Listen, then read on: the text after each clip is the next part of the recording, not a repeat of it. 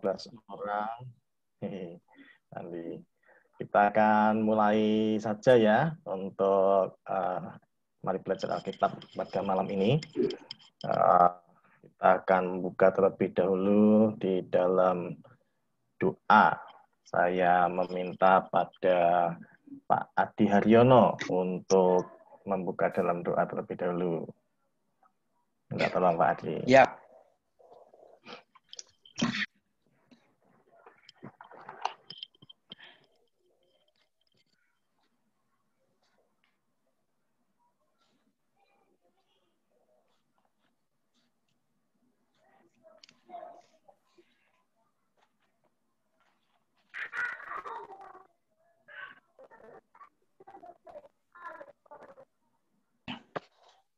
Baik, Pak Adi Haryono untuk membuka dalam doa.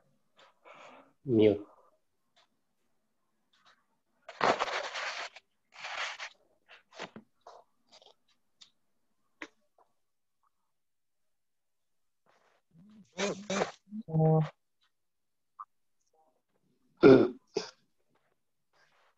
Pak Adi?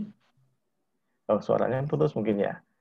Ya udah, saya buka dalam doa ya. Mari kita mulai, kita akan berdoa. Ya. Bapak yang penuh kasih, kami bersyukur buat segala kemurahan Tuhan yang memberikan kami kesehatan pada malam ini. Sampai malam ini Tuhan berkati dan menolong kami. Kiranya tangan pengasihan Tuhan juga akan terus menopang dan memampukan kami untuk semakin mendalami apa yang menjadi pesan Tuhan di dalam kehidupan kami untuk kami lakukan. Biar melalui mari belajar Alkitab, kami boleh semakin diperlengkapi menjadi umat Tuhan yang melakukan kehendak Tuhan. Kami mau serahkan seluruh pertemuan kami pada malam ini hanya dalam tangan pengasihan-Mu. Di dalam nama Tuhan Yesus Kristus kami berdoa dan kami berserah. Amin. Oke. Bapak Ibu, untuk bacaan kita hari ini diambil dari Injil Matius pasal 4, betul ya, ayat 23 sampai 25. Ya, Matius 4 ayat 23 sampai 25. Saya akan bacakan, firman Tuhan berbunyi demikian. Yesus pun berkeliling di seluruh Galilea. Ia mengajar dalam rumah-rumah ibadat dan memberitakan Injil Kerajaan Allah serta melenyapkan segala penyakit dan kelemahan di antara bangsa itu. Maka tersiarlah berita tentang Dia di seluruh Syria, dan dibawalah kepadanya semua orang yang buruk keadaannya, yang menderita berbagai penyakit dan sengsara, yang kerasukan, yang sakit ayan, dan yang lumpuh. Lalu Yesus menyembuhkan mereka. Maka orang banyak berbondong-bondong mengikuti Dia. Mereka datang dari Galilea dan dari Dekapolis, dari Yerusalem dan dari Yudea dan dari seberang Yordan. Amin. Sampai di situ pembacaan firman Tuhan. Berbahagia kita yang boleh merenungkannya dan yang melakukan dalam kehidupan sehari-hari. Oke, saya share screen dulu. Ya, ini slide-nya. Ya. Jadi, Bapak Ibu, kita boleh melihat bahwa Tuhan Yesus, ini latar belakang bacaan kita ya. Tuhan Yesus selesai mempersiapkan diri untuk masuk dalam tugas mesianiknya. Lalu di situ Tuhan Yesus memanggil para murid yang pertama, yaitu Simon dan Andreas, juga Yakobus dan Yohanes, anak-anak Zebedeus, untuk mengikuti Dia. Ya. Kemudian Yesus mulai pelayanannya berkeliling di seluruh Galilea. Nah, ketika bicara tentang Galilea, maka kita perlu sedikit untuk lebih jelas. Dari gambar di situ ada petanya ya, daerah Galilea yang di kotak begitu, Galilea yang kuning-kuning. Itu wilayah Galilea. Jadi Tuhan Yesus mulai pelayanannya di sana. Daerah Galilea. Ini secara geografis daerah yang subur karena dekat danau, ya. Dan sebagian besar orang di sana tentunya bekerja sebagai nelayan, menangkap ikan. Karena memang danau itu merupakan danau yang hidup, ikannya banyak, dan untuk kehidupan mereka makan ikan dari situ. Ya, kalau saudara mungkin pernah ke sana, ikannya itu mirip-mirip ikan nila, ya, ikan mujair, ya, gitu bentuknya. Dan kalau pernah ke sana, waktu saya di sana sih, makanannya masih enak ikan gorengnya Indonesia. Ya, itu secara geografis. Lokasi Danau Galilea ini berada di antara daerah Galilea ini berada di antara dua pegunungan, ya. Jadi Danau Galilea ini kenapa sering diceritakan juga ada badai tiba-tiba karena di antara dua pegunungan sehingga suhu itu bisa berubah drastis, dan ketika berubah drastis ya hujan badai terjadi di daerah itu. Itu secara geografis, ya, daerah yang subur dekat danau hidup sebagai para nelayan. Nah, secara politis daerah ini daerah perbatasan, ya, dekat berbatasan dengan Syria terutama. Nah, karena itu pemberontakan pada pemerintahan masa Roma itu sering terjadi. Misal Makabe dalam Lukas 13 ayat 1 juga bisa kita lihat bagaimana secara politis orang-orang di Galilea itu dianggap sedemikian rendah bahkan oleh pemerintahan Romawi, ya, dikatakan di Lukas 13 ayat 1, pada waktu itu datanglah kepada Yesus beberapa orang membawa kabar tentang orang-orang Galilea yang darahnya dicampurkan Pilatus dengan darah korban yang mereka persembahkan. Jadi diperlakukan dengan sedemikian hina secara politik, demikian terjadi. Bahkan oleh orang-orang Yahudi sendiri dipandang begitu rendah orang-orang Galilea ini, ya.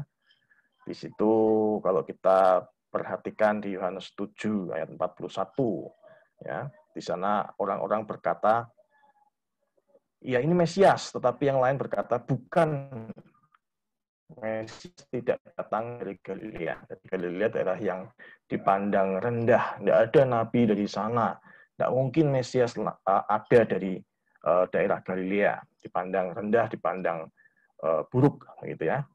Yohanes 7 ayat 52 juga mengatakan, jawab mereka, apakah engkau juga orang Galilea? Selidikilah kitab suci, dan engkau akan tahu bahwa tidak ada nabi yang datang dari Galilea. Di Galilea ini dianggap tempat yang kurang baik, hina, gitu ya, karena daerah perbatasan artinya juga sering terjadi percampuran di sana. Nah, keunikan lain secara sosial itu orang-orang Galilea memiliki logat yang berbeda dengan orang Yahudi lainnya. Bisa diperhatikan dalam Matius 26 ayat 73. Tidak lama kemudian, orang-orang yang ada di situ datang kepada Petrus dan berkata, pasti engkau juga salah seorang dari mereka. Itu nyata dari bahasamu.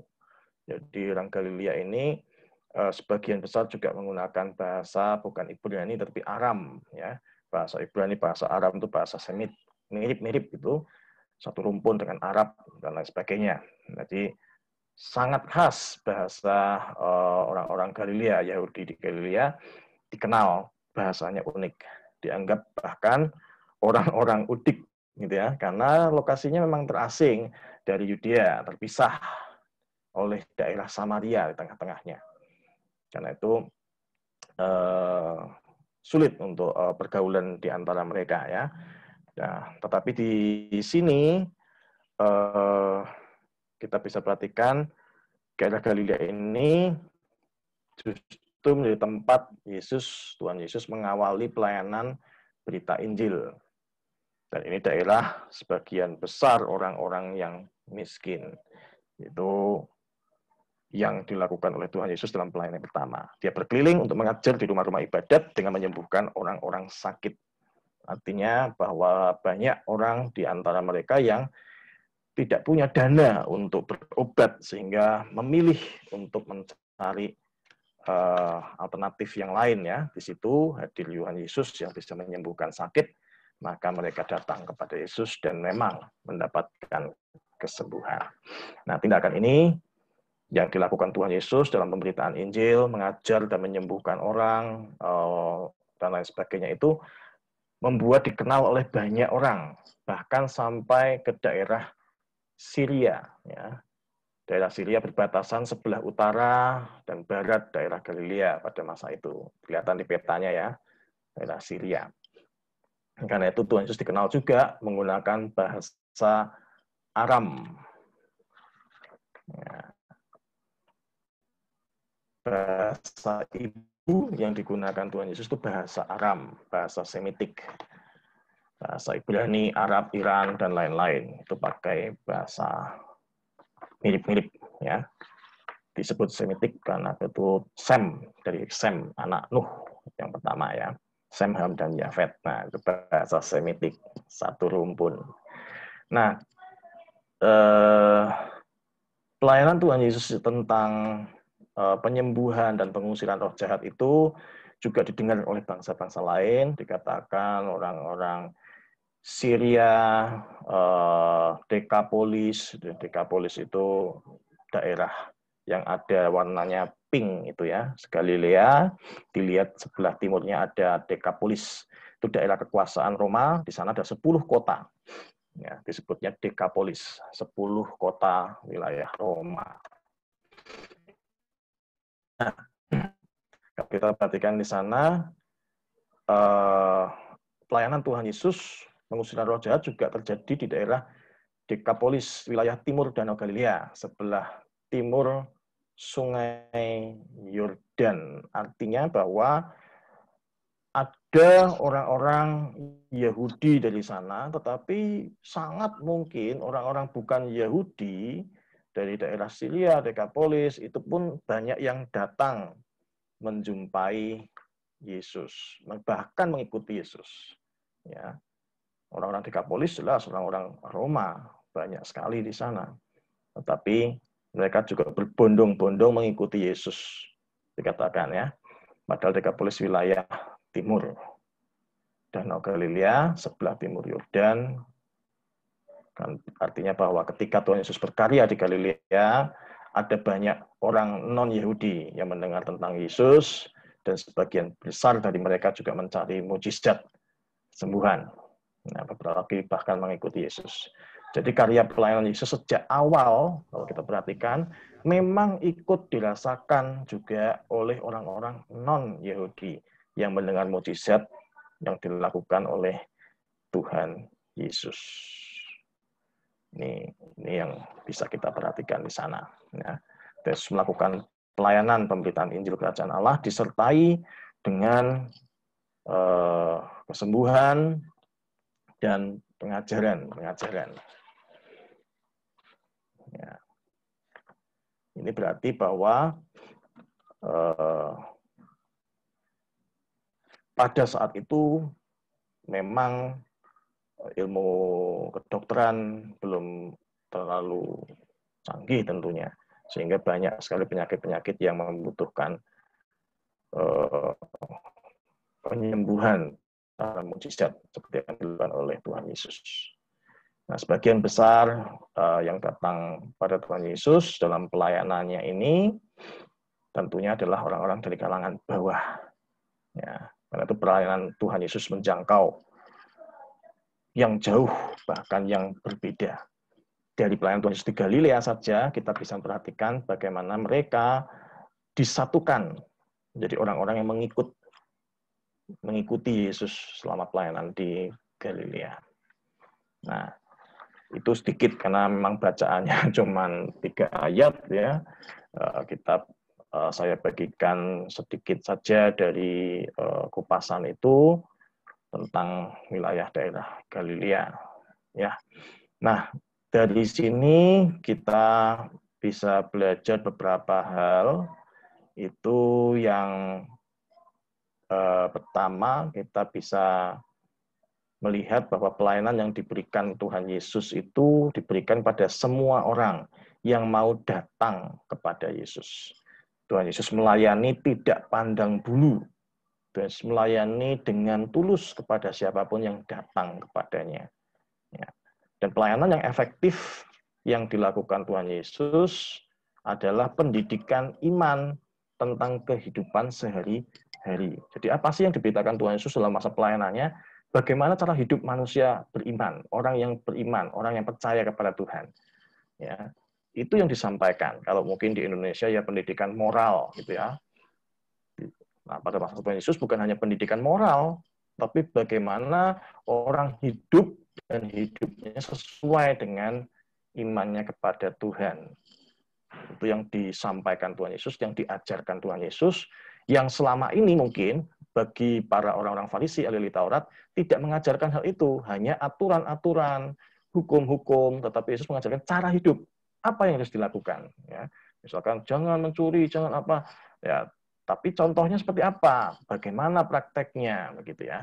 Dan itu yang Tuhan Yesus lakukan. Sehingga jelas buat orang-orang yang datang di situ, meskipun kalangan mereka bukan kalangan orang-orang elit, orang-orang tidak berpendidikan, bahkan banyak sekali, gitu ya.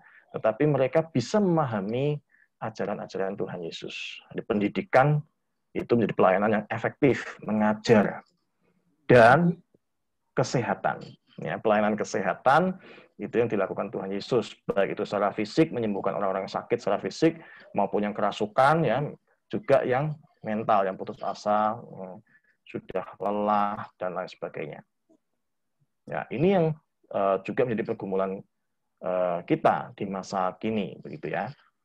Bagaimana kita perlu tetap untuk melakukan pemberitaan atau pelayanan yang Yesus lakukan dalam pendidikan.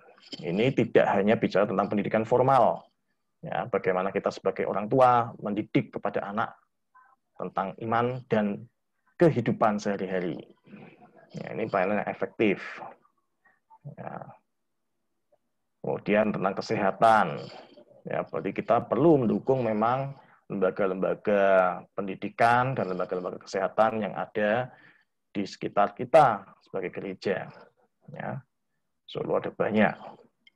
Nah, tidak salah kalau pelayanan Kristen masuk di ranah pendidikan dan kesehatan. Kalau kesehatan ya akum, ya. Lalu pendidikan ada sekolah-sekolah Widya Wacana, itu termasuk pelayanan yang sebetulnya efektif kalau mau digunakan. Karena Tuhan Yesus fokus pelayanan utamanya awal dari situ. Ya. Nah, lalu kita bisa belajar yang ketiga, bagaimana orang-orang datang pada Yesus, mengikut Yesus menjadi orang pengikut Yesus. Ya. Jadi ada tahapnya, datang pada Yesus, mengikuti Yesus, menjadi pengikut Yesus. Nah, itu yang menjadi bagian kita sebagai umat Tuhan. Kalau kita mau mengenal Kristus, ya datang pada Yesus, ikuti, dan menjadi pengikut. Bahkan menjadi murid-murid Kristus. Dengan mendengar pengajaran Tuhan Yesus, dan mengalami kesembuhan, lahir, dan batin. Nih, kita diajak untuk membuka diri pada karya Tuhan, dan hidup mengikut Yesus. Nah, itu yang bisa kita lakukan. Oke, saya kira itu sedikit dari saya yang bisa saya bagikan. Langsung saja kalau mungkin ada pertanyaan-pertanyaan, saya persilahkan.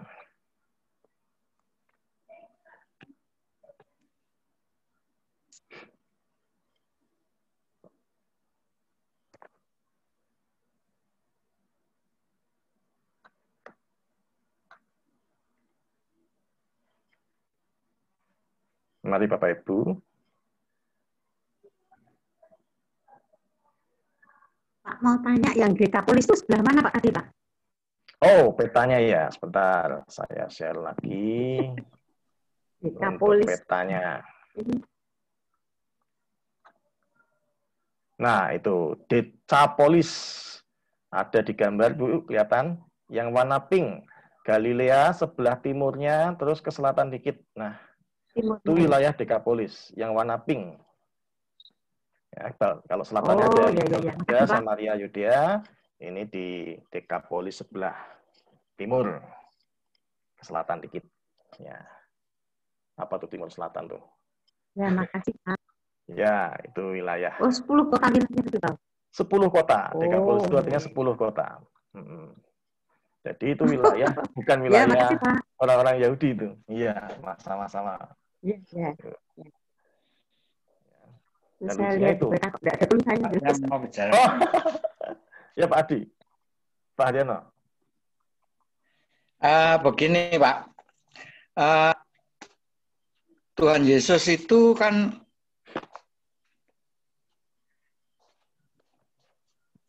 dikatakan setelah umur 12 itu kok menghilang itu Pak. Ya.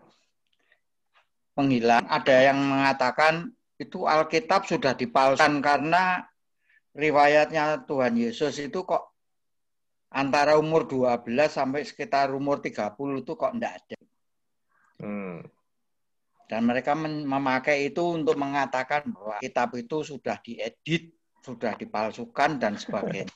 Tapi ada juga yang mengatakan bahwa kemungkinan saat-saat itu Yesus itu pergi ke daerah India atau Punyab atau Tibet itu belajar di sana katanya.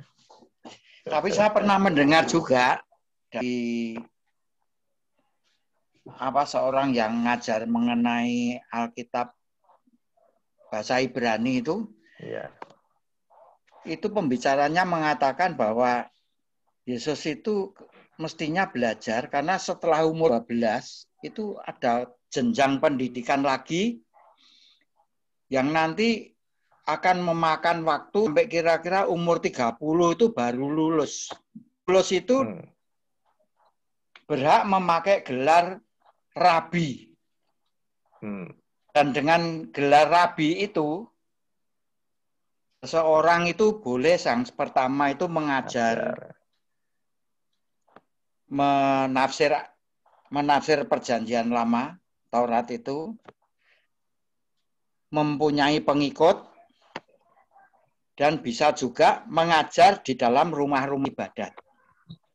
Sehingga kata-kata di sini, ia mengajar dalam rumah ibadat, ini sebenarnya membenarkan bahwa Tuhan Yesus itu antara umur 12 sampai umur 30 itu memang ada pendidikan di situ. Sehingga dia berhak kadang-kadang masuk ke rumah ibadat diminta untuk mengajar di situ. Itu kan kalau enggak rabi enggak bisa tuh Pak. Katanya begitu. Saya enggak tahu, mungkin Pak bisa jelasin ke saya juga. Jadi memang kisah hidup Tuhan Yesus dari usia 12 sampai 30 itu kan tidak tercatat begitu ya, tidak ada. Dan memang betul secara tradisi kalau kita perhatikan Yusuf dan Maria, ibu Yesus gitu ya, mereka kan dari golongannya juga masuk kalau Maria khususnya begitu ya, juga dari golongan Lewi begitu ya. Artinya imam maksudnya.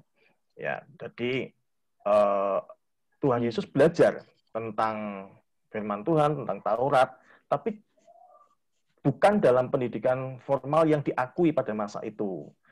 Sehingga memang apa yang Yesus ajarkan itu menjadi suatu hal yang berbeda sama sekali dengan apa yang diajarkan oleh para ahli Taurat, orang-orang Farisi. Kenapa? Karena ada suatu hal yang berbeda dalam cara menafsirkan atau memahami Taurat. Misalkan yang sederhana, kalau orang Farisi, Taurat hukum Sabat misalkan, tidak boleh bekerja, titik. Tapi buat Tuhan Yesus, Sabat itu hari pembebasan. Jadi kalau menyembuhkan orang sakit pada hari Sabat, itu membebaskan orang dari penderitaan. Sehingga orang itu memuliakan Tuhan pada hari Sabat. Tidak masalah, begitu ya. Beda sekali cara berpikirnya. Jadi memang ada pendidikan tentunya yang dijalani. Memang itu menjadi suatu hal yang wajib, tetapi ada juga pendidikan memang sampai pada pengajar. Jadi kalau kita melihat Tuhan Yesus mengajar di rumah-rumah ibadat, bisa jadi dia sudah menyelesaikan studinya sampai akhir. Ya, sehingga bisa diakui sebagai pengajar di rumah ibadat, tidak main-main begitu ya. Artinya itu sudah diakui juga oleh para pengajar yang lain, imam-imam khususnya. Begitu Pak. Jadi memang kisah Tuhan Yesus tidak dituliskan secara jelas, tapi tidak berarti justru dipalsukan. Justru ini dituliskan apa adanya. Karena memang itu kisah di mana Tuhan Yesus tentunya berkembang sebagai seorang manusia, ya seperti layaknya manusia yang lain, belajar, dan kemudian juga dikatakan Tuhan Yesus itu dikenal bukan hanya sebagai anak tukang kayu, tetapi juga seorang tukang kayu, tukang bangunan. Kalau dalam bahasa aslinya terjemahnya tukang bangunan, begitu ya. Tukang bangunan itu bisa rumah, bisa juga barang-barang yang lain. Nah, itu yang dilakukan Tuhan Yesus. Jadi ada banyak penafsiran tentunya tentang masa-masa yang hilang itu, tetapi buat kita tahu bahwa di situ ada masa-masa di mana bagi kita mungkin kita nggak perlu mengetahui secara detail, tetapi yang kita tahu bahwa bagaimana dia dikenal setelah itu. Dikenal sebagai seorang tukang kayu, ya, dikenal sebagai seorang pengajar. Jadi muncul banyak sekali pemahaman penafsiran-penafsirannya. Kalau yang dibilang palsu justru menurut saya enggak, ada yang dipalsukan, misalkan dihapus. Justru ini otentik, begitu ya. Bahwa kisah kehidupan Yesus sebagai seorang manusia biasa, bertumbuh dari masa remaja, belajar dan lain sebagainya, itu tidak tercatat, memang tidak ada yang mencatat siapa yang tahu tentang kisah Yesus itu. Jadi memang buat kita sih tidak begitu perlu untuk kita mengetahui persisnya. Yang kita tahu adalah bagaimana karyanya. Masa persiapan itu ya biarlah menjadi masa persiapan. Ya Pak, saya memang tidak meragukan itu. Kan banyak serangan-serangan terhadap Alkitab kita itu. Betul. Yang mengatakan kitab kita itu palsukan, sudah diubah-ubah. Ya, itu biasa Pak. Antara lain dengan menyatakan ini. Nyatanya kalau dirubah kok nyata serangannya Yesus itu dari umur 12-30 enggak ada. Ya, itu sebabnya itu makanya saya mengajukan hal ini untuk pembahasan aja. Betul. Nggak apa-apa Pak. Artinya bahwa misalkan sama seperti saya ya. Terima kasih Pak. Ya, kisah hidup saya dari kecil, usia 12 tahun sampai 30 tahun, sampai selesai kuliah, itu kan juga nggak ada yang mempertanyakan dan mempersoalkan. Yang penting bahwa jemaat tahu bahwa saya sudah melakukan studi selama itu, sampai masa-masa kecil saya mengalami pertumbuhan iman di masa-masa kecil saya sampai dewasa, dan sekarang saya sudah menjadi pendeta, berarti saya sudah mengikuti pendidikan yang formal, dan sangat sedikit orang yang mempertanyakan kepada saya, Pak, kuliahnya di mana? Gitu ya. Jarang sekali. Dulu waktu kecil kira-kira Pak Lukas nakal apa enggak gitu ya. Hampir tidak ada orang yang bertanyakan itu. Kenapa? Karena sudah enggak begitu penting. Yang terpenting bagaimana sekarang.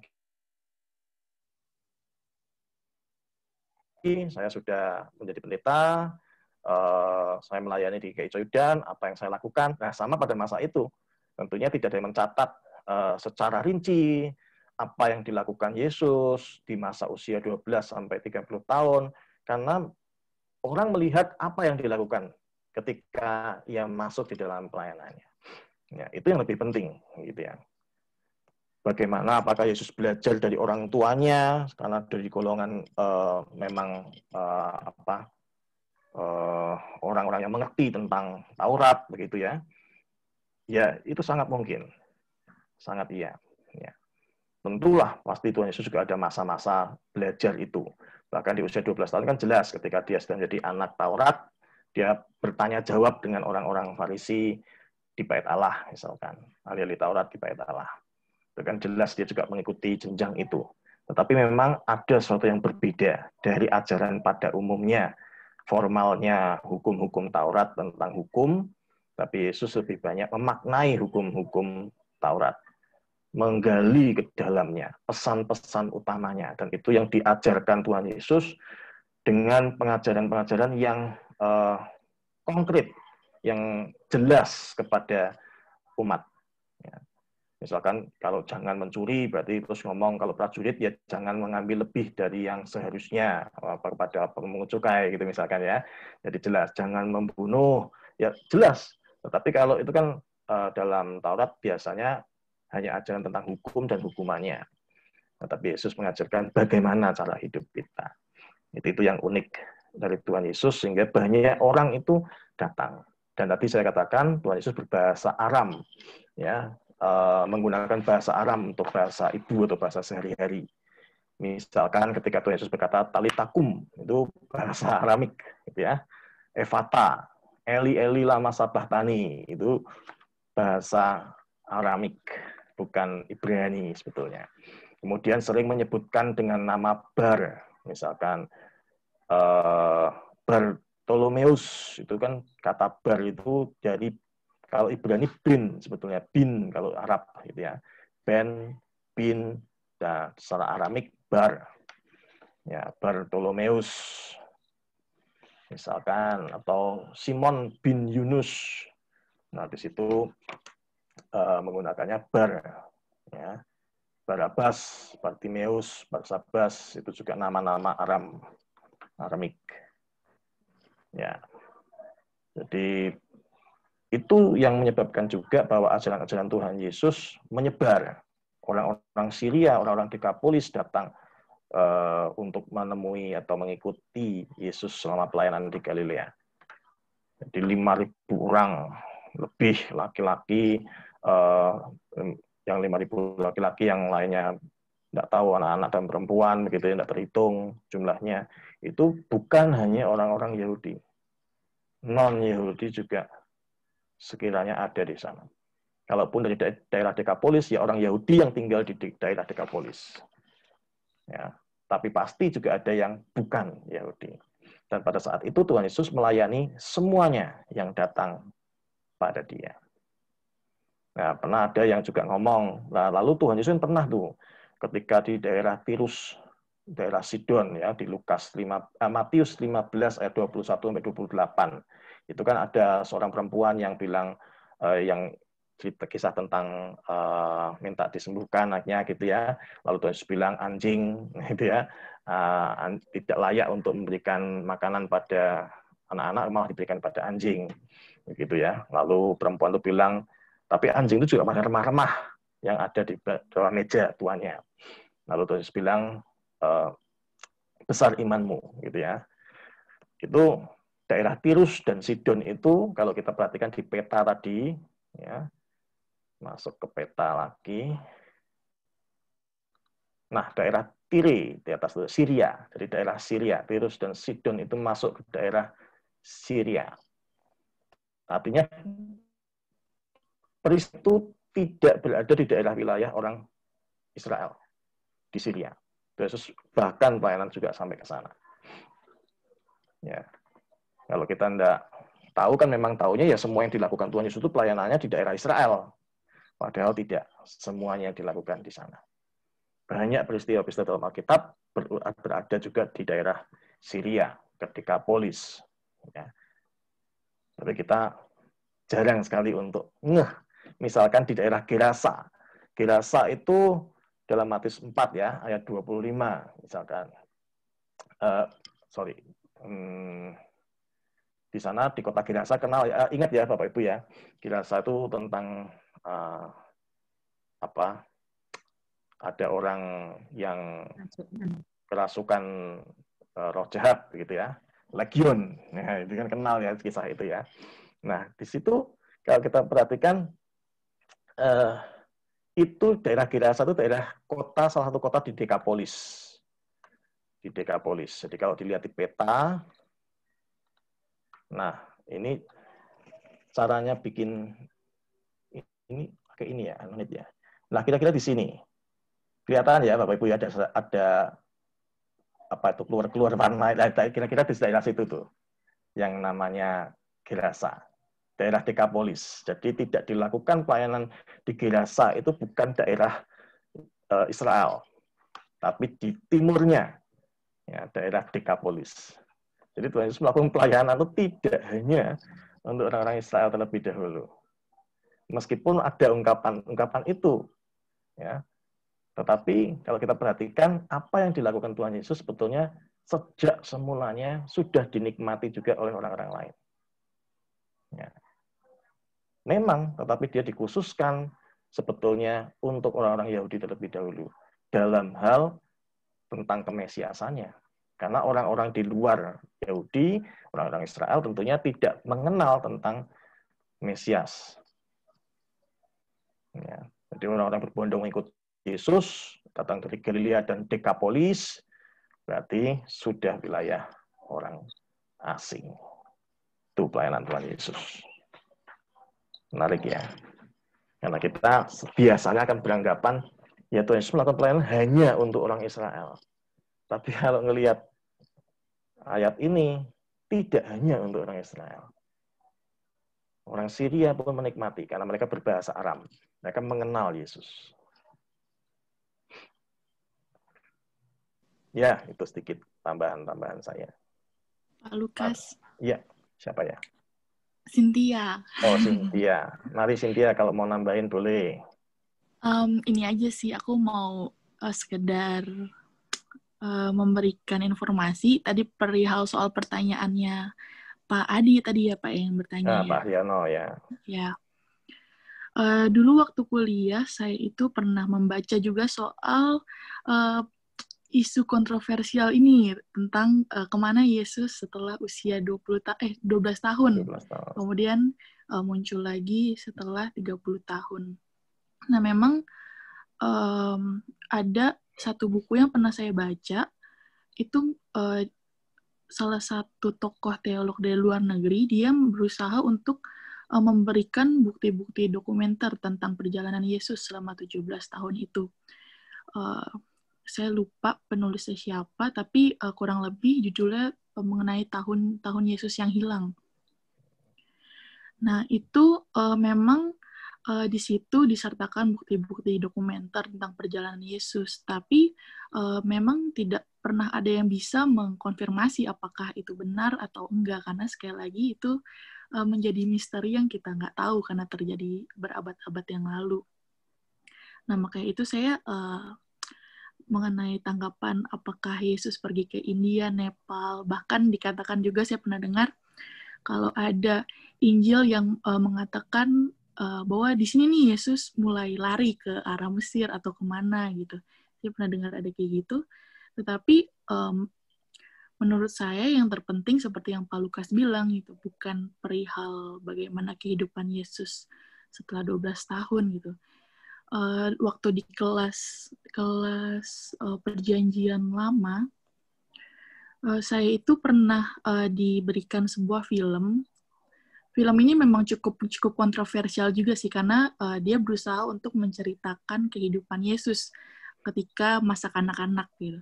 Tapi ketika saya menonton film tersebut gitu, ya apa yang berusaha disampaikan adalah bahwa Yesus menjalani masa-masa seperti manusia pada layaknya seorang anak kecil, tetapi dengan kelebihan bahwa dia adalah anak Allah, seperti itu. Jadi mungkin kalau perihal dikatakan Injil sesat atau ada ayat-ayat yang mengatakan bahwa di sini nih bahwa Tuhan Yesus lari, ataupun dikatakan Tuhan Yesus berguru di India, Nepal atau sebagainya gitu. Menurut saya itu mungkin saja menjadi spekulasi dari orang-orang yang berusaha menjelaskan bukti-bukti sejarah gitu. Tidak ada yang bisa membenarkan, tetapi tidak ada yang juga bisa menyalahkan gitu. Bahkan kalau misalkan ini saya pernah baca kalau nggak salah ya, tapi tidak ada di dalam Alkitab kita, ada di Alkitab Deuterokanonika yang orang Katolik miliki. Itu kalau nggak salah di Injil Thomas, itu saya pernah sekilas membaca bahwa diceritakan kehidupan Yesus gitu. Tetapi kenapa Injil Thomas nggak menjadi bagian dari Alkitab kita juga punya perjalanan panjang gitu. Mungkin saja memang itu tidak bisa dibuktikan kebenarannya. Jadi apa yang mungkin tadi Pak Adi Haryono juga resahkan, itu juga mungkin bisa menjadi setidaknya menjadi jawaban lah, menambah pengetahuan kita semua. Tapi saya setuju dengan Pak Lukas bahwa yang terpenting adalah bagaimana Yesus berkaryanya, karena itu yang menjadi sorotan di dalam kitab suci kita gitu. Jadi terlepas dari bagaimana masa kecil ya, bagaimana masa remaja, gitu. Yang terpenting adalah karya Kristus ketika ia memulai pelayanan itu hingga pada akhirnya dia mati di kayu salib bagi manusia semua. Kira-kira begitu aja sih Pak tambahan saya. Ya, terima kasih Semoga Cynthia. membantu. Ya. Ya, ini Cynthia sudah tahu ya kemarin di Warta Kebaktian dia praktek di Joyudan selama 6 bulan ya Cynthia ya. Iya, 6 bulan, Pak. Ya, ya. Mungkin kalau ada yang belum ngeh ini siapa ya gitu ya. Perkenalan sedikit. Ya, jadi memang Salam kenal. ya, halo. Siapa? Bu Rosida? Enggak, salam kenal, Oh, Pak. salam kenal. Ya, Bu. Ya, Bu. Iya, salam kenal juga, Bu. Ya. Nanti kelihatan wajahnya. Sudah ada fotonya ya di itu ya. Oke. Ya. Jadi memang kisah kecil, masa kecil Yesus itu pada mulanya tentunya tidak menjadi persoalan bagi orang-orang yang melihat karya Yesus. Jadi kan Tuhan Yesus baru dipersoalkan masa kecilnya ya setelah beberapa waktu setelah masa-masa Tuhan Yesus itu selesai. Baru orang bertanya, lu dari kecilnya gimana, bagaimana? Kalau dulu awal-awalnya yang dilihat, yang dikenal dari Yesus ya masa pelayanannya. Gitu ya. Itu sederhana. Dan memang itu memunculkan banyak sekali tafsiran, tetapi beberapa kata saja yang dari Alkitab dituliskan, misalkan Yesus dikenal sebagai orang Nazaret. Jelas berarti dia tinggal dan besar di Nazaret. Dia dikenal sebagai orang Galilea, berarti dia memang berkiprah sejak mudanya ya daerah Galilea. Dia dikenal sebagai seorang tukang kayu, bukan hanya anak tukang kayu. Artinya dia bekerja seperti layaknya orang lain. Sebagai, kalau Tuhan Yesus secara khusus, sebagai tukang bangunan, ya, tukang kayu kalau dituliskan di Alkitab kita, ahli bangunan. Nah, jadi memang banyak menimbulkan kontroversi, orang bisa berspekulasi meluas kemana-mana gitu ya, sampai belajar ke India dan lain sebagainya. Ya, karena memang tidak ada yang menceritakan secara teks apa yang terjadi di waktu-waktu itu, di rentang waktu itu. Tetapi dengan Alkitab mengatakan dikenal sebagai orang Galilea, sebagai orang Nazaret, begitu ya, dikenal sebagai seorang tukang kayu, itu jelas bahwa orang mengenal dia. Bukannya hilang selama berapa tahun, entah ke luar negeri, begitu ya, dia menghilang jauh. Saya kira jelas sekali sebetulnya Alkitab menunjukkan bahwa dia disebut orang Nazaret ya karena orang Nazaret mengenal dia dari kecil sampai besarnya. Karena itu kan pelayanan di tempat asalnya tidak diterima. Kenapa? Karena orang tahu ini siapa. Ini kan anaknya Maria Yusuf gitu ya. Karena mereka kenal gitu siapa Yesus. Meskipun mendengar ajarannya yang manduk-manduk, tapi terus ketika tahu siapa Yesus, anaknya Yusuf, Maria, ini kan saudara-saudaranya tinggal bersama-sama dengan kita, mereka meragukan. Ya. Itu yang terjadi. Jadi memang pelayanan Yesus itu menjadi fokus tercatat di dalam Alkitab. Itu yang penting. Gitu ya. Apa yang Yesus lakukan ketika ia melakukan tugas mesianiknya. Jadi kenapa tidak ditambahkan sih kalau ketemu kitab lain waktu Yesus masih kecil, usia 13 tahun, 12 sampai 30, tidak penting gitu ya. Bukan menjadi suatu hal yang utama buat kita. Ya. Jadi memang bisa menjadi spekulasi yang liar, tetapi jelas bahwa Yesus disebut orang Nazaret, Galilea, disebut sebagai seorang tukang kayu, ya. Itu cukup jelas. Iya Pak, memang maksud saya tadi memang untuk menjelaskan ya Pak ya. Sebagai pemberitahuan kepada kita semua bahwa ya. Serangan-serangan yang ditujukan pada Alkitab kita, kalau Alkitab itu dipalsukan dan sebagainya itu semua bohong. Ya, iya. Maksud saya memang itu, bahkan saya meragukan Alkitab. Ya. Oh iya Pak, saya terus tadi jelas, juga saya juga agak tertarik mengenai itu Pak, mengenai itu Yesus mengajar mengenai Taurat, hukum-hukum Taurat itu. Kalau menurut saya itu Tuhan Yesus memang mengembalikan itu hukum itu kepada jiwanya. Ya. Intinya, sarinya. Inti sarinya kan ada kasih kepada Allah dan kasih kepada manusia. Sehingga kalau kita membaca misalnya jangan menipu. Itu artinya karena kenapa kita tidak menipu seseorang itu karena kita itu mengasihi dia. Mosok dia kita tipu sampai rugi dan sebagainya. Jangan kita mencuri. Itu bukan karena kita takut bisa mencuri, tapi karena kita bukan takut menyusahkan hukumannya orang lain, gitu ya, tidak Pak ya. mengasihi orang lain. Ya, di luar itu juga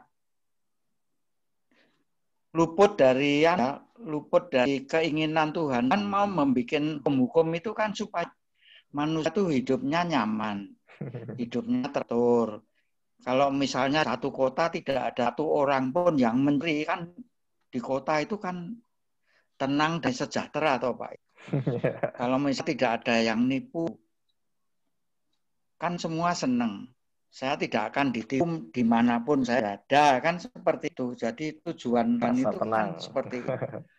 Bukannya mencari penipu, mencari pencuri, kan tidak.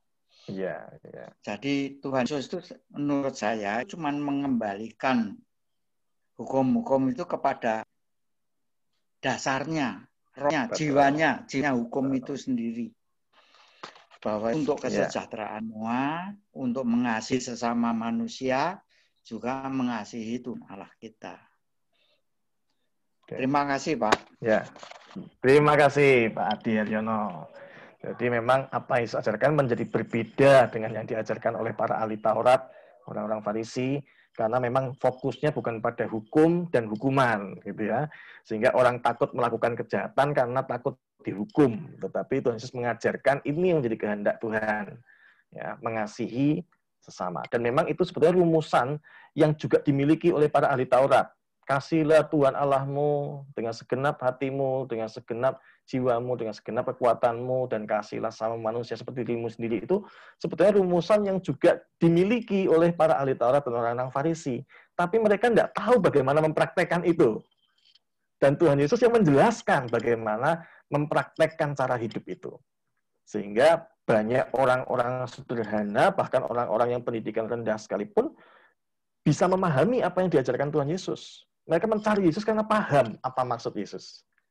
Beda dengan ketika belajar bersama-sama dengan para ahli Taurat dan orang-orang Farisi. Mereka tidak paham, isinya cuma aturan-aturan dihafalkan, terus gimana? Bingung gitu ya. Tapi Tuhan Yesus dengan jelas, hari Sabat boleh tidak menyembuhkan orang.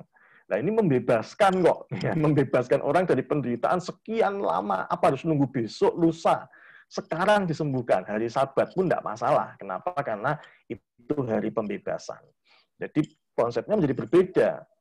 Sedangkan yang dipahami oleh orang Farisi, para ahli Taurat, hari Sabat tidak boleh bekerja. Bahkan untuk melakukan suatu perbuatan baik pun tidak boleh, gitu ya. Ya, susah.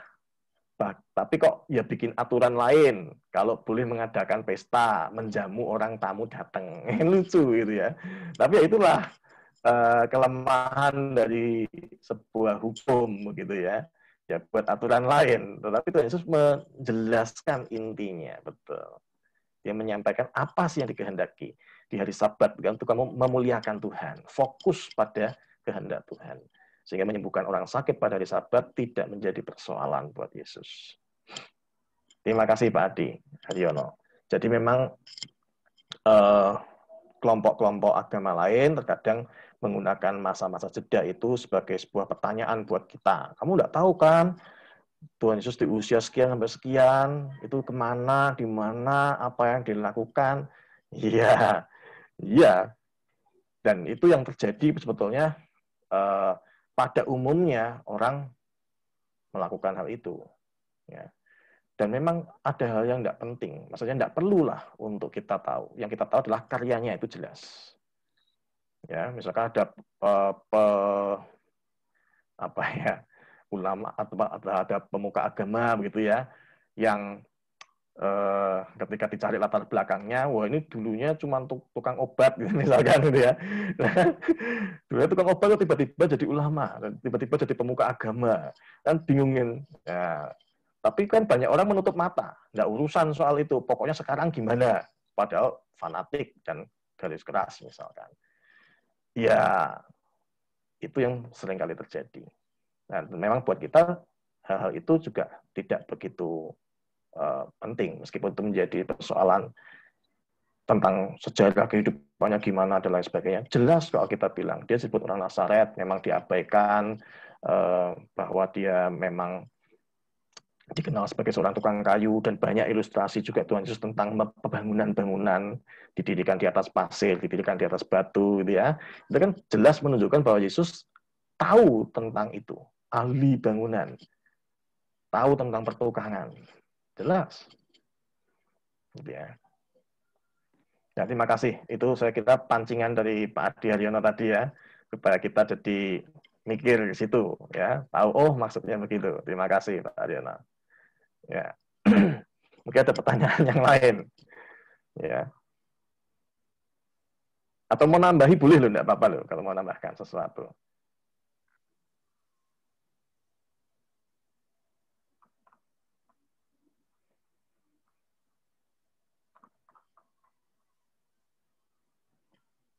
Melontarkan pertanyaan supaya ada pembahasannya boleh juga gitu ya. Nah, kembali kalau tidak ada pertanyaan pada aplikasinya dengan mengetahui tentang pelayanan Yesus di daerah Galilea, tentunya kita bisa belajar memahami bahwa daerah Galilea, daerah kalangan bawah memang yang membutuhkan akan berita Injil, gitu ya, petunjuk cara kehidupan pada saat itu. Artinya bahwa pelayanan-pelayanan kita sebagai gereja, sebagai umat Tuhan, jangan pernah mengabaikan tempat-tempat yang dianggap katakanlah orang-orang kecil, gitu ya. Gereja tetap harus memperhatikan orang-orang kecil, karena Tuhan Yesus fokus pelayanan utama justru ada di sana. Ya, ini menjadi hal yang pelajaran buat kita. Dan Tuhan Yesus tidak memandang bulu di dalam pelayanannya. Orang-orang dari luar Syria, dari Dekapolis, begitu ya, Tuhan Yesus tetap terima. Ya. Terus melakukan pelayanan di Gerasa, di Tiro Sidon, itu jelas bahwa ia melakukan pemberitaan Injil kepada semua bangsa. Ya. Keegoisan orang-orang Yahudi saja yang kemudian mengarahkan bahwa Mesias itu harus hanya milik orang-orang Yahudi terlebih dahulu. Oh, hanya orang Yahudi saja malah begitu ya. Para murid pun kan punya konsep demikian sebetulnya, pemberitaannya kepada orang Yahudi, tetapi kemudian terbuka pikiran mereka menerima Roh Kudus, mereka tahu bukan hanya orang-orang Yahudi yang menerima Roh Kudus yang diselamatkan oleh pengorbanan Kristus, tapi semua umat manusia. Jadi cukup jelas sebetulnya ya, pelayanan Yesus itu sejak semulanya, sejak awal diberikan bukan hanya kepada orang-orang Yahudi saja. Terus sedikit tambahannya. Ya, untuk aplikasinya, kemudian juga bisa kita melihat pendidikan, ya, pengajaran yang dilakukan Yesus, mengajar di rumah-rumah ibadat, tapi juga mengajar di Danau Galilea, mengajar di gunung-gunung atau bukit-bukit, begitu ya. Artinya mengajarkan. Ini menjadi bagian penting dari sebuah pendidikan. Ya, kalau kita orang Kristen punya gereja yang gerejanya kemudian mengelola juga pendidikan, yayasan pendidikan sekolah seperti itu ya. Perhatikan bagaimana pentingnya, ini menjadi efektif sekali mengajarkan inti dari ajaran Kristen kepada mereka yang ada di lingkup pendidikan Kristen. Ya. Bukan berarti kita harus memaksakan mereka untuk berpindah segera begitu ya, bukan, tetapi tanamkan nilai-nilai ajaran Kristus itu. Pada waktunya kalau Roh Kudus bekerja, orang akan berubah. Ya, menerima Kristus itu kan bukan karya kita, bukan usaha kita, tapi karya Roh Kudus. Jadi kita hanya menabur, Tuhan yang memberikan pertumbuhan. Ada yang nabur, ada yang menyiram, Tuhan memberikan pertumbuhan. Nah, pendidikan di sarana yang penting pada masa Tuhan Yesus. Terus mendidik, mengajarkan kepada orang-orang banyak. Lalu soal kesehatan. Jadi kenapa sih gereja kok ngurusin soal rumah sakit, kesehatan ya, Yakum, pendidikan sekolah, Widya Wacana. Ya itu yang dilakukan Tuhan Yesus gitu ya. Mendidik, mengajar dan menyembuhkan soal kesehatan. Ya. Bahkan soal apa istilahnya ya, kehidupan sosial, tentang makanan pun Tuhan Yesus peduli, ya, memberi makan 5.000 orang. Jadi banyak pelayanan yang bisa dilakukan oleh gereja yang tidak hanya berkutat di dalam, tetapi keluar. Ya, karena itu saya juga bersyukur kalau Yodan pada saat pandemi awal-awal itu ya, ketika PSBB, kemudian orang tidak bisa bekerja, tidak boleh keluar rumah, sehingga secara ekonomi mengalami krisis besar. Kemudian GKI Coyudan berbagi sembako, begitu ya, berbagi nasi bungkus. Itu merupakan suatu bagian dari kepedulian sosial yang diajarkan oleh Tuhan Yesus. Kamu harus memberi mereka makan. Ya, 5.000 orang yang mengikuti dia, laki-laki, belum yang perempuan dan anak-anak. Jadi kepedulian, kasih menjadi kuncinya. Nah, itu pelayanan-pelayanan gereja yang bisa dilakukan teladani pada Tuhan Yesus. Ya, bahkan ke daerah yang paling kecil, yang diabaikan, ya, yang diasingkan, gitu. Orang-orang Galilea itu ya dipandang rendah memang bahkan oleh orang-orang Israel, orang-orang Yahudi di Yerusalem misalkan, pandang rendah. Tapi disitulah Tuhan Yesus mengawali sebuah pelayanan. Membandingkan dengan orang Farisi dan para ahli Taurat, tidak banyak yang mau ke sana, gitu ya. Karena melakukan perjalanan dari Yerusalem ke daerah-daerah itu melewati daerah Samaria. Jadi Samaria itu berada di selatan Galilea, tapi di utaranya daerah Yudea, gitu ya. Sehingga mereka harus melewati jalur itu. Mereka kalau lewat tidak mau melewati daerah Samaria, jadi muter, gitu ya. Pasti melalui daerah aliran Sungai Yordan, lari ke sana, sedikit ke daerah Dekapolis, ya. Tuh, jadi memang ketika kita belajar dari pelayanan Tuhan Yesus, kita mesti belajar untuk fokus memperhatikan mereka yang lemah, yang kecil, yang terabaikan. Kita belajar bersama-sama melakukan itu dalam fokus mendidik, mengajar, dan memberikan kepedulian soal kesehatan, sosial, dan lain sebagainya. Itu hal-hal yang dilakukan Tuhan Yesus. Ya, sekian dari saya. Mungkin tadi bisa ini, atau masih ada pertanyaan lagi? Ini katanya Pak Sri Sugianto mau tanya. Oh ya? Nge-chat saya, tapi belum ada pertanyaan. Oh.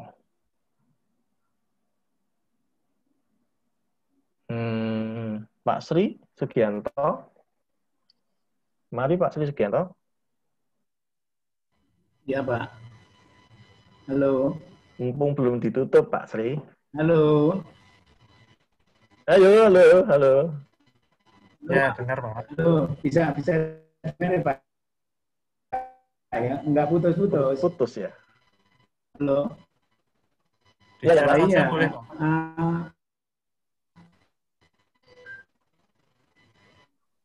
intinya mari ajarannya itu topik-topik misalnya gitu. Halo. Agak putus-putus Pak, tapi enggak apa-apa, terusin coba. Kalau bisa diketik enggak apa-apa Pak. Ya, sebentar. Oke, sambil nunggu Pak Sri Sugianto ngetik untuk pertanyaan.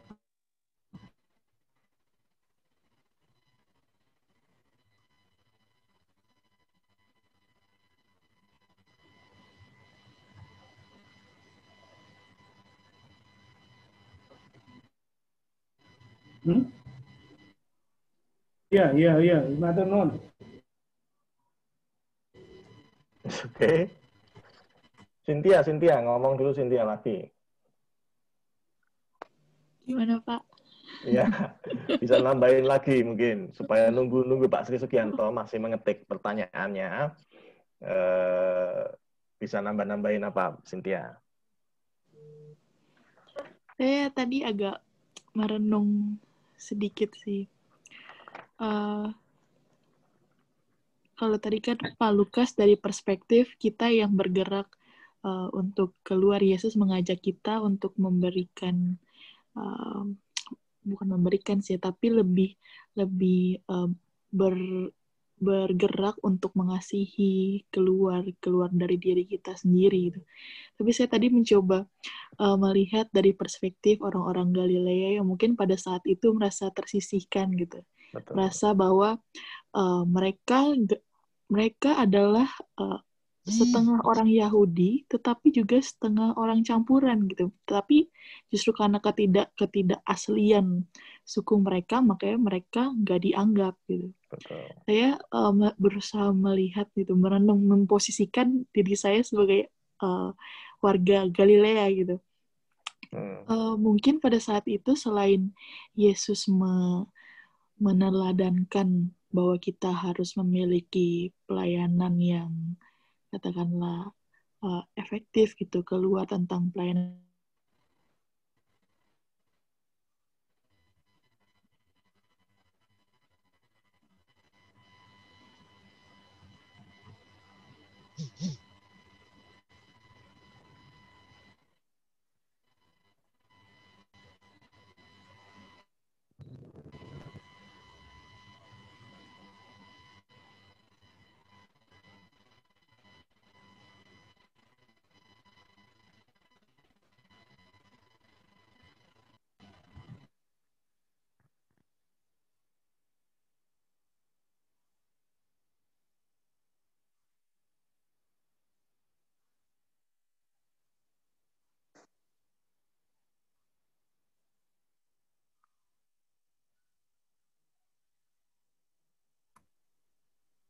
Halo.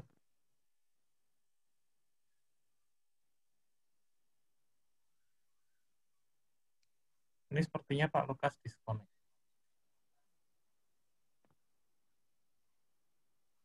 Apa Bapak Ibu mendengar suara saya? Mendengar. Oh ya, berarti Pak Lukas disconnect.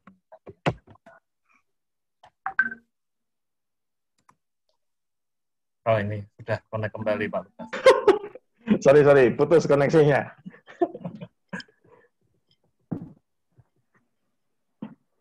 Halo. Mohon maaf, sepertinya koneksi saya tiba-tiba keluar sendiri. Saya juga sama. Koneksinya sama ya? Bareng keluarnya tadi. Oh gitu, kok hilang tiba-tiba? Waduh. Iya. Jadi kalau boleh tadi melanjutkan Pak Lukas. Ya. Aduh, saya jadi hilang.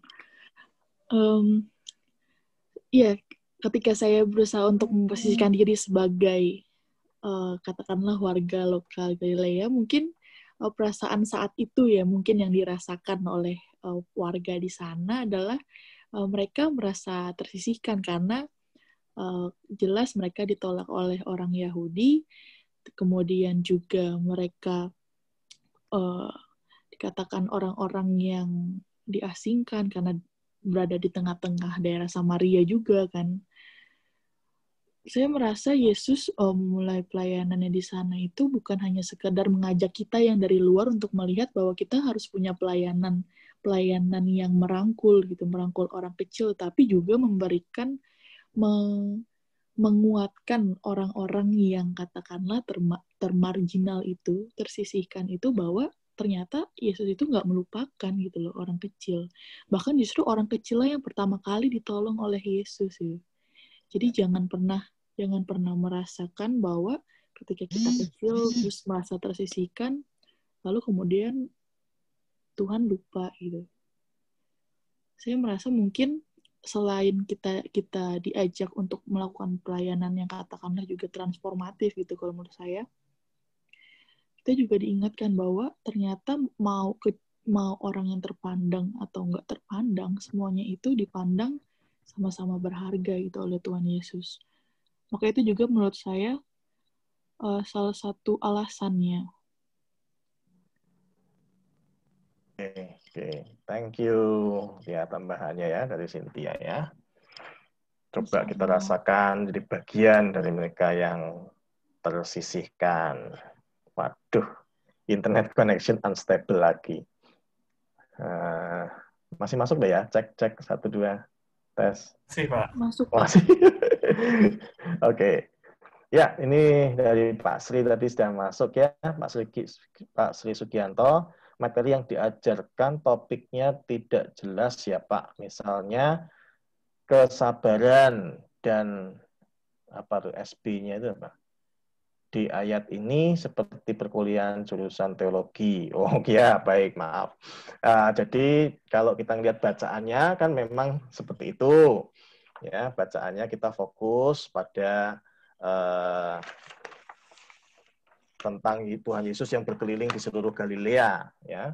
Karena itu dalam topik pembahasan hari ini tentang mari belajar Alkitab, saya fokus pada memahami Galilea, ya, dan pesan inti saja dari apa yang disampaikan melalui baca 3 ayat ini saja, gitu ya. Karena kita coba untuk setia di 3 ayat meskipun nanti juga menghubungkan ke rasa dan lain sebagainya. Tetapi pada inti pesannya sebetulnya cukup jelas ya bahwa Tuhan Yesus melakukan pelayanannya dimulai dari tempat yang terasing, tempat yang terkucilkan tadi. Ya, tambahan dari Cynthia. Itu cukup jelas mengajarkan pada kita untuk peduli pada mereka yang terasing, yang terkucilkan. Dan itu bisa siapa saja. Dalam gereja pun ada.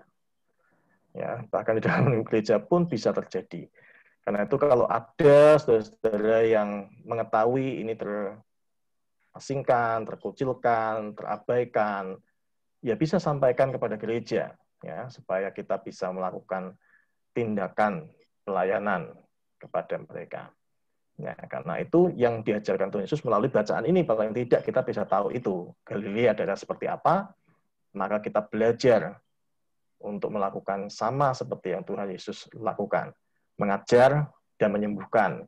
Nah, menyembuhkan di sini betul bukan hanya soal fisik, tetapi bagaimana ada orang-orang yang misalkan ketika masa-masa pandemi awal menghadapi stres yang begitu berat, gitu ya, karena harus di rumah saja, tidak boleh kemana-mana, lalu mengalami beban yang begitu berat, sampai susah tidur, ada yang sampai mimpi-mimpi, ya itu menjadi bagian kita juga, ya, bagaimana mendampingi, menguatkan, mendoakan.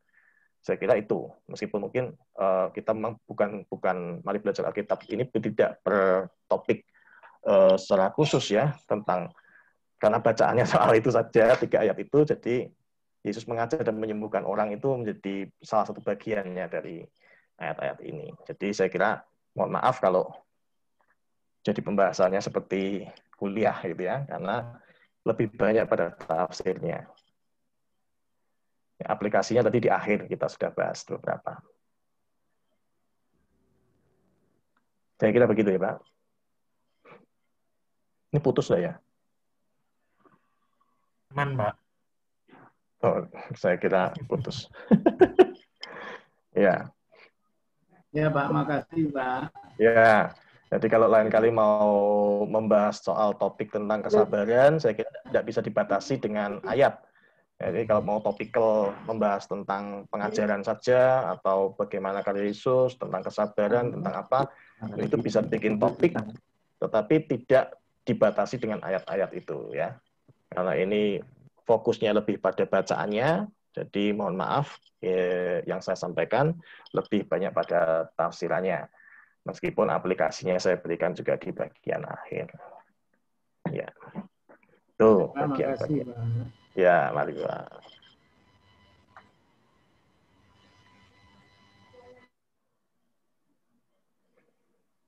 Ya, jadi mungkin Bapak Ibu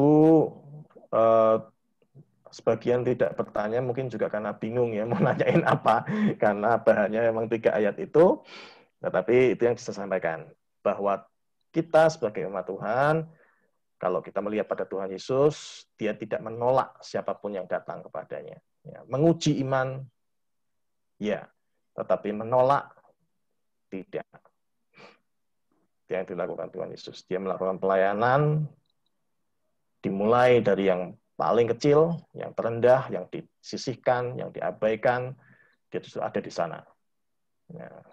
Karena itu betul bahwa posisi gereja bisa berada dalam posisi yang salah ketika mengabaikan orang-orang yang tersisih, orang-orang yang rendah, dia pandang rendah secara sosial, gitu ya.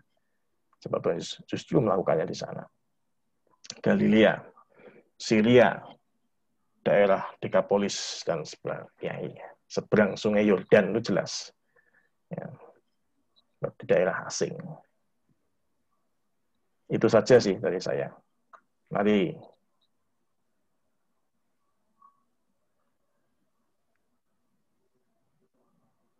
Cukup, saya kira mungkin tidak ada lagi, Pak Teddy. Ya.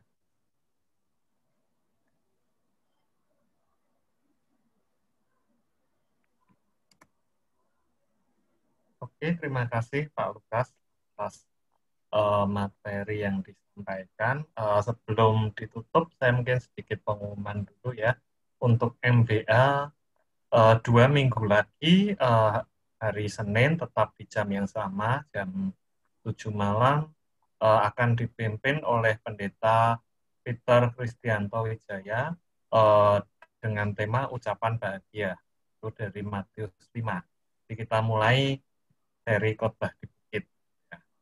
Terus juga untuk besok Selasa kita ada PTJ, Pendidikan Teologi Jemaat, tanggal 29 September, di jam yang sama juga, jam 7, itu dengan tema Teofani Allah di dalam alam semesta, yang akan dipimpin oleh Pendeta Robert Setio dari UKD.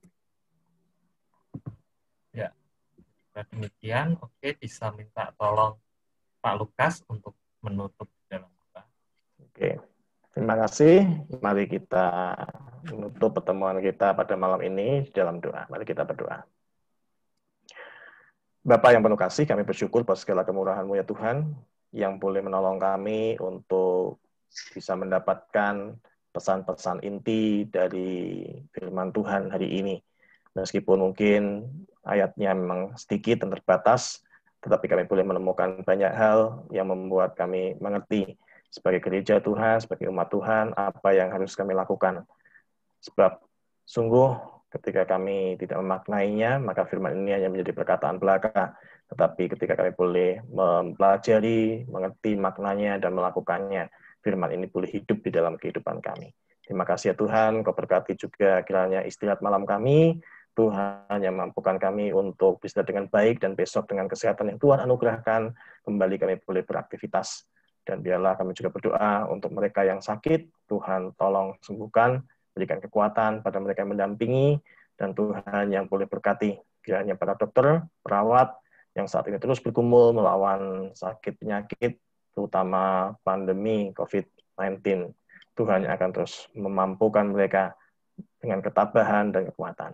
Terima kasih Tuhan Yesus, kami serahkan hidup kami dalam tangan pengasihan-Mu. Dalam nama Kristus Yesus Tuhan kami berdoa dan kami berserah. Amin. Amin. Terima kasih Pak Terima Lukas. kasih. Terima kasih. Terima kasih semuanya. Tuhan berkati. Terima kasih. Tuhan Selamat berkati. malam. Malam.